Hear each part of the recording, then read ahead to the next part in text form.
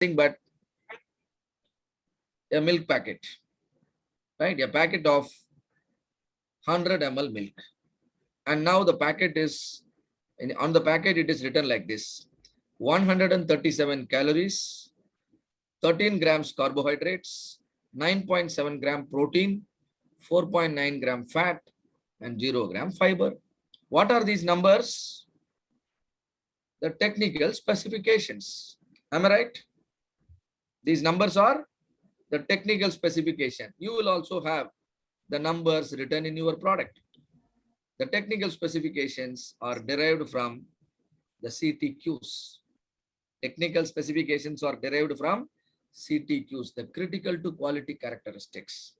You prioritize the CTQs, convert each CTQ into appropriate spec, and make those spec appear in your product. Now your product is a great product. Many people will start loving your product and buying your product. And the whole process of converting the CTQs into technical specifications is called quality function deployment. And now Six Sigma works at CTQ level, or you can say process level, but the right word is CTQ level. Now, how many CTQ I have shown here? There are 5. Out of the 5, let us select 1. 1 out of the 5 is calories.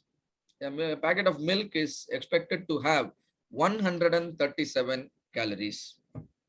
And now tell me, if you manufacture milk packets, will you be able to manufacture or produce the milk packets all having exactly 137 calories?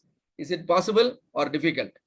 No. Difficult, sir. No. Difficult. So any customer will understand your difficulty and give you some tolerance. So now customer is giving you a tolerance 137 plus or minus 2. And now that is written here. Now what is your USL? 139. 139 calories. Your LSL? 135. 135. Oh, beautiful. Whatever you understood in the beginning of today's session, you are able to apply it now. And now, if you produce milk packet inside the spec, that is 135 and 139 calories, all the milk packets will be accepted by your customer. And you have to produce all the milk packets, whatever you produce today, whatever you produce tomorrow, and whatever you produce forever, everything should be inside the spec. That is called quality, right? And this is called your capability. How good you are in producing milk packets always within specification limit. This is what we are going to measure in terms of sigma level with this example. And now I visualized our discussion. USL is 139 on the right, LSL is 135 on the left, and so the center point is your customer target. What is your customer target? 137 calories. And the width between USL and LSL is called specification width, otherwise called the customer tolerance, which is 4 calories here. Hope everything written in the slide is understood. Am I right? Yes. Yes. And now you are the quality head in your company. You want to understand how is your process going on, because you don't want to see your milk packets rejected at the customer end. Now, what will you do? Will you check each and every milk packet? Come on. No, sampling. Yeah, you will do the sampling. Like how I used 6 people to understand about all those who could attend my training program. There could be thousands of people who could attend my training program, but a sample of 6 helped me. Same way you take sufficient number of sample to understand your population, right? And let us say, just for simplicity, I'm saying you, let us say you have took 100 sample, a sample of 100 milk packets. And now all 100 milk packets you are sending to laboratory to understand the calories present in it. And now the lab reports are available with you. Now, how many readings you will have? 100 readings. Each reading talking about the calories present in your milk packet. Now, will you be able to calculate the average? Possible? Yes or no? Yes. Possible. Now you calculate the average, and the average of your readings is found to be 137 calories. Average is represented by the term X bar. X bar is 137. What is that your customer expects? That is also 137. That is represented by mu. In this case, X bar equal to mu. It creates a healthy scenario. Does it mean all the milk packets contain 137 calories? No. No, it is only the average. No, it is only the average which is 137. It is only telling you that you know how to hold the gun. Still, there is no guarantee whether you are shooting the target or not. So for you to understand whether you can shoot the target or not, you need to calculate one more parameter called standard deviation. Now I simplify your job. With all 100 data, you calculate standard deviation, and that standard deviation is found to be 0.66. 0.66. Now I want you to find out the control limit. Now what is your upper control limit? Average plus 3 sigma. 3 sigma. So sigma is 0.66. So 3 sigma will be closer to 2, right? So 137 plus 3 sigma will be 137 plus 2, 139. All of you understand? Upper control limit is 139. Am I right? Same way, lower control limit is 135. Now process tolerance is understood. Process width is understood. UCL minus LCL. 139 minus 135, 4 calories. Now I want to understand how am I performing with respect to the customer requirement. I will compare my process tolerance with the customer tolerance. Like earlier, you compared the size of the elephant with the size of the tub. You compare the size of the car with the parking area. Now I want you to compare the size of your process with the size of the customer tolerance. Let me overlap both. Okay, I have overlapped, right? And now you see here, once again. Where is it? Okay, it's not coming up. All right. So now I have overlapped my diagram. My process tolerance is 4 calories. Sorry, 4 calories. Customer tolerance also 4 calories. Why both are same? My control limit and specification limits are overlapping. Am I correct here? Specification limit was 139. Calculated control limit also 139. And now I know normal distribution. I could understand my data is normally distributed by visualizing this data. If you really wanted to get convinced on this, plot a histogram with your calories data. Your histogram will look like this, saying that your data is normally distributed. If your data is normally distributed, what percentage of points are expected to be inside control limit? What is your understanding? 99.73. 99.73. If 99.73% of your sample points are inside control limit, can you apply this to your population also? Possible? Yes.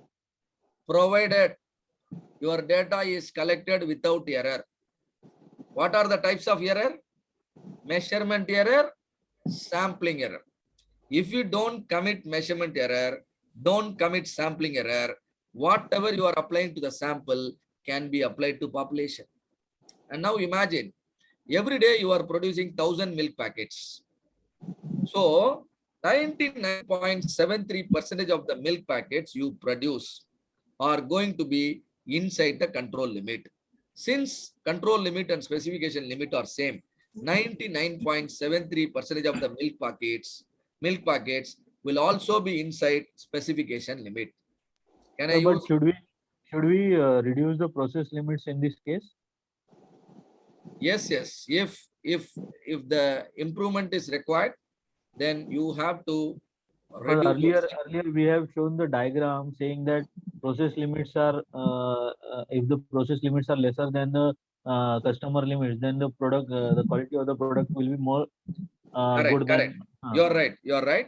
You're right. We need to push the control limit further inside because your car is almost, the equal to the parking size, and so it is not advisable. Your point is very well valid, and we'll see that. First, let us understand how it will, impact in our business. So every day you are producing about 1,000 milk packets. You understood that 99.73% of your milk packets are going to be inside spec. It will be accepted. That means customer will accept it. And now what is 99.73% of 1,000? Come on. 99.73% of 997 pieces. Very good. 99.73% of 1,000 is going to be 997. So 997 milk packets you produce every day. is accepted by your customer. Yes. He may reject 3 of your milk packets. And now tell me, are you happy with your business?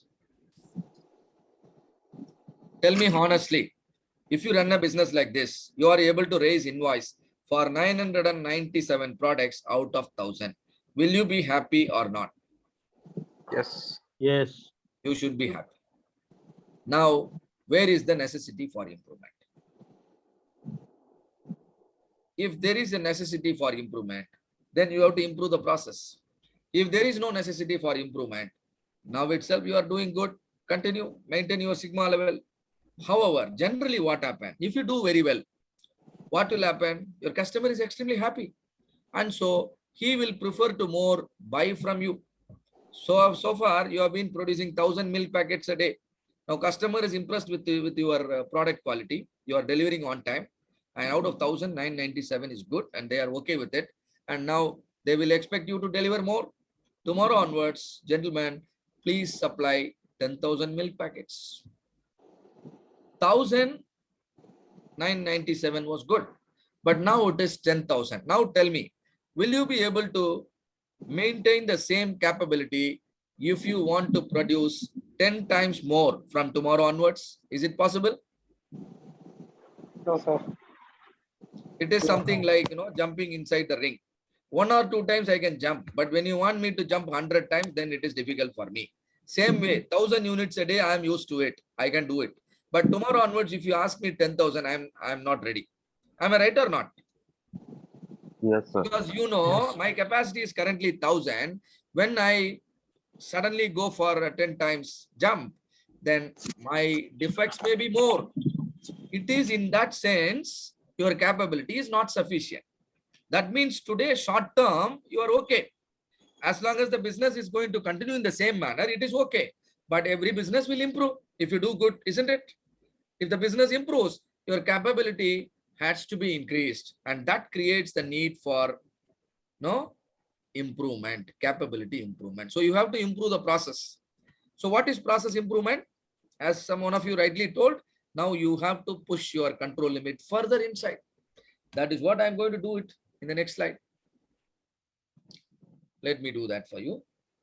And now, before improving the process, let me tell you, what is this process called? This process is just capable. Why do I call it just capable? The control limit is overlapping with the specification limit. Even small deviations, if it happens in my process, my control limit will cross the specification limit and then the rejections will increase. And so I call it just capable. A just capable process is statistically called a 3 sigma process. Why is it a 3 sigma process? And one of you or all of you can tell me, what is the distance of the specification limit from the process center? Specification limit is red color line here. Process center is green color line. 3 sigma. 3 sigma. Very good, very good, beautiful. The distance is equal to 3 sigma. And so the process is statistically called 3 sigma process. What is the success rate of a 3 sigma process? 99.73. Am I right? Can I say like that? Whenever you produce 1,000 units, 997 units will be accepted. So success rate is 99.73. But what is the problem here? In short term, this percentage sounds good. But in long term, this percentage is not sufficient. When I produce 1,000 units a day, 99.73 is sounding good. But when a customer wants 10,000 units a day, now I will have a problem. There are 2 things. One is 99.73 is not sufficient. Another thing is, over long term, the process deterioration will be more. What do I mean by process deterioration? Your process spread can increase. What do I mean by process spread increase? Sigma will increase. Will pull your control limit towards outside the specification limit. Another thing is, process center itself can move to the right or left. There are 2 things happen. One is process shift. Process shift means center itself can move. Another thing is process drift. And that means your control limit will move out by because of the increase in the sigma, or you can call it process spread. If the process spread increases or the process center is shifting, both will make your process incapable and then will pull down your success rate maybe to around 60 or 65%. With the 60 or 65, will you be happy with your business? No, sir. Obviously no. And see, please note, in long term, I'm not saying that 99.73 is alone sufficient. 99.73 is definitely not sufficient in long term. And not only that, in long term, the 99.73 will go down to 60. Why go down to 60? Process center will move. Control limit also will move. You can't keep your control limit at the same point, right? And this is called 3 sigma process. I'll give a nickname to this 3 sigma process. Look at the way the graph looks. It looks like the head of the elephant. So I will call it an elephant process. Why do I give this name? An elephant process. Only to let you understand, you have put a big animal elephant in a small room. Are you doing the right thing? Definitely no. Such a big animal cannot remain calm and quiet in a small place. It's already a wild animal, so it will play its part and the walls of the room will be broken. What are the walls of the room? Specification limit already. You're not giving any room for the elephant to move around. Same way, your business process, though you designed it beautifully, you trained your people beautifully, you equipped them with proper machineries, everything is subjected to the deviation, isn't it? Deterioration. Your equipments will undergo wear and tear. Operators will change. Raw material will come from a different source. Machine settings will change. Some of your electrical, electronic setups may malfunction. So all these things will make your process to shift, as well as the spread can increase, pulling down your Y, pulling down your 99.73, and it can finally become 60 or 70 and will make your situation really, a challenging one. So that's why higher capability is required. Hope this slide is understood by all of you. Yes, sir. Yes, Are sir. any questions at this stage?